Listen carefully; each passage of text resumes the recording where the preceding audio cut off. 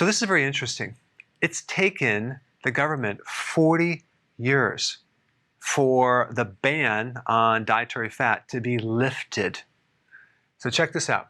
In 2015, the Advisory Committee for the U.S. Dietary Guidelines finally lifted the ban on total dietary fat.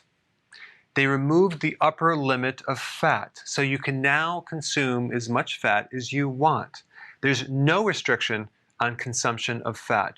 And there's no longer any association between lowering your dietary fat to reduce your cholesterol, to help you lose weight, to help reduce the risk of cardiovascular disease. Now, this relatively new shift, well, it's not really new because it was 5 years ago, is mind-blowing that it took them 40 years to finally come out and tell people that, okay, you know, it's okay to consume fat. Now you'd think after 5 years of having these new guidelines that it would be broadly promoted. And even in the grocery stores, you'll still see tons of food being low fat.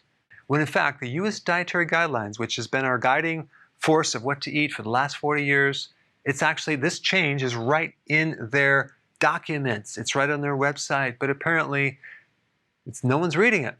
In fact, when you look on the back of any label in the grocery store, it'll say nutrient facts, and it lists the total fats, the fiber, the carbohydrates, the protein.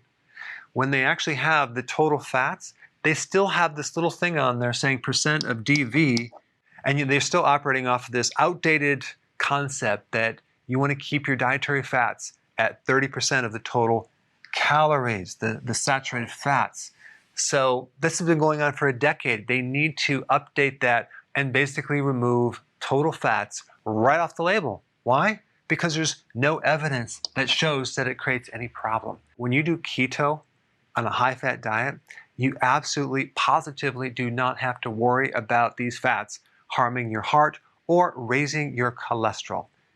What people should emphasize, and definitely on the back of the labels, is the refined carbohydrates. The amount of refined sugars that are in that food, that is the driver of heart disease, obesity, and chronic inflammation.